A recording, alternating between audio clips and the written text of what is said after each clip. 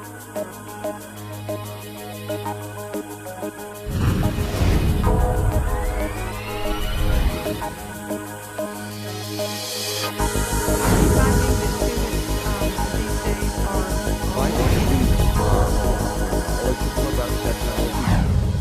following program was recorded at WERC's annual conference in Orlando, Florida.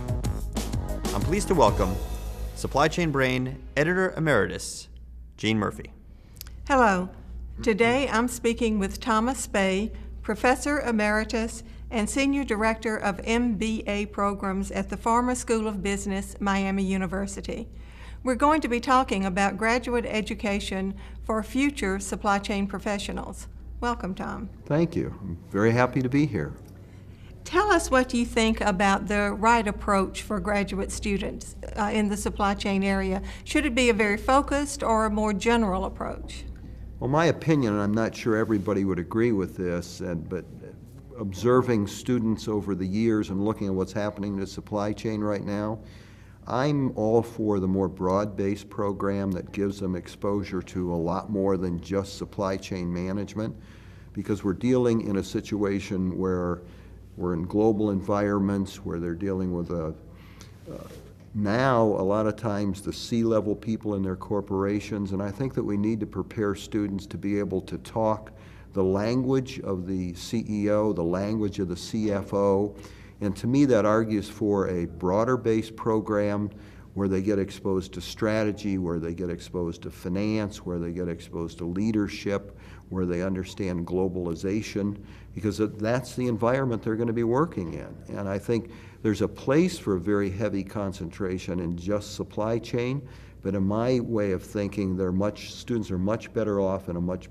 broader based program that gives them that exposure to what the world is really going to be like when they get out there. Is that true for undergraduate as well as graduate? Well, I think undergraduate naturally gets an exposure to a lot of areas because there's more hours. It's 4 years.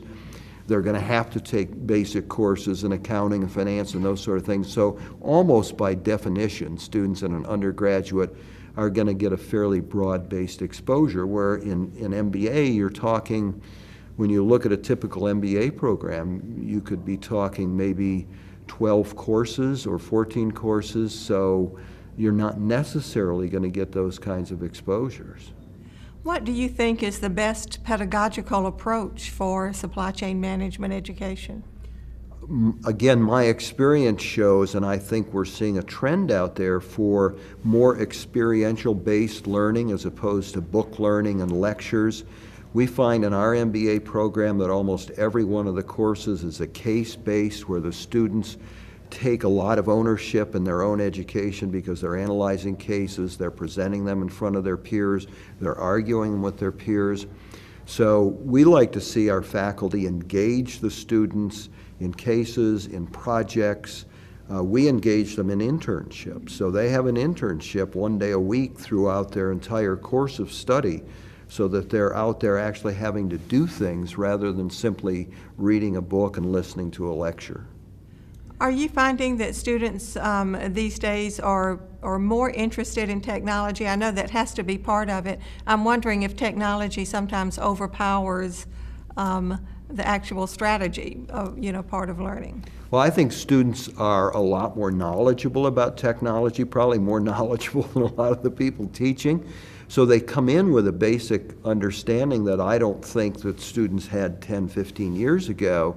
To me, the key is how do you strategically use that technology? And I know when we teach information technology in our MBA program, it's taught from a totally strategic standpoint. How do you use this? How do you make sense out of it? How do you use it to make a buck, rather than what is this particular little computer program and how do you write it and so forth. So I think the focus ought to be on the application, the use, where does it fit, how does it make me be a better manager. You mentioned a minute ago the importance of experiential types of things. Do you think it's beneficial for students to perhaps work a few years after they do undergraduate before going to graduate school? Absolutely, because they come into the program then with a much richer background. They come in with questions. They come in with an understanding of how an organization works, how a supply chain works. They've experienced problems. If you come in without that background, I just don't see you getting the richness out of a program that's there for you because you don't have a context. And most programs today will require 2 to 3 to 4 years experience before you can get back in. Not all, but I would strongly recommend people getting 2 to 5 years experience before they go back. It'll be such a better program because, again, they've got a context, they've got issues, they've got problems, they've confronted them, and now they're going to get some answers to them, hopefully. Are there many corporations that will support students in doing that, have you found? Well, we work very closely with major companies to make that happen. Again, as I mentioned, we have our students do an internship 1 day a week with a company, and most of the firms that we have are not too far away from our location, and they're Fortune 500 companies, and we have 3 or 4 teams at some of these companies, and they're working with them 1 day a week for 30 weeks. And the companies have come to us and said, we're getting more out of this than we ever imagined that we would before. And then we also require our students to go abroad for 5 weeks and have an internship at the end of their program with a company in either Europe, Asia, or South America. And so they're then getting exposed to a global environment. And then if a person does work, I guess one of my questions was, if a person works for 2 or 3 years, do you find many employers who will help them go back to get that graduate education in terms of helping them finance it? Well, it depends on the program. If you're talking about a full-time program where the students actually drop out of the workforce for a year or two, I don't think a lot of companies support that because they're worried about the students coming back to them. If they're in a part-time program, say a 2-year program where they're going every semester and in the summers for 2 years, then I would say probably 75 to 80% of the students are being supported by their companies, and the companies are paying the full extent of that because they're going to go back and work for their companies when they're done, or they just still continue on working for them. What are some of the key dimensions of an MBA program that would help, a student improve his knowledge and his marketability? I think it starts with strategy. I think that students need to understand the basics of strategy because whatever function you're in, whether it's supply chain or finance or marketing, it's always based upon a strategy. It's always got to tie into the company's overall strategy.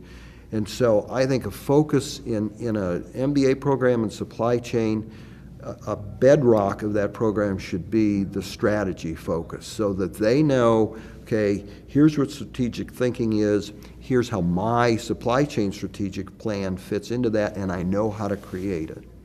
Is there an ideal length of term for an MBA program in this area, supply chain?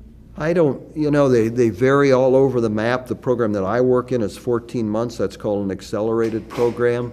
The advantage there is the students are in and out. It's very intense. A lot of programs are 2 years. It gives a student a summer to do an extended internship. So there's advantages there. It kind of depends on the student's situation, how much time they want to give up, how much money they want to invest in the program, and the nature of the program itself. I don't think there's a magical answer. What is the payoff for students who take the time to get a graduate degree? Can they expect significantly higher salaries? I think that really depends on the student. I mean, that's probably not a very nice or good answer, but a lot of it depends on what background they had coming into it and how well they interview and the strength of the program. We're finding in our program that it varies all over the map. We have some students who had not very interesting backgrounds when they came into the program. They weren't particularly good students, so therefore when they went out, they didn't see this big bump in salary. Other students, we've seen them get a bump as high as 80 to 90% over what they were making before they came in. So it's very situation specific to what their background is, what their experience is, what their educational background, and how they did in their program. Are today's students very different, or can you point out ways in which they're different from, say, 10 years ago?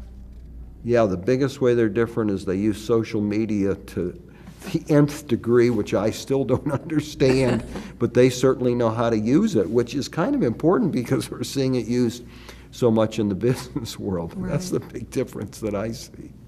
All right. Thank you so much for joining us That's today. been my pleasure. Thank you.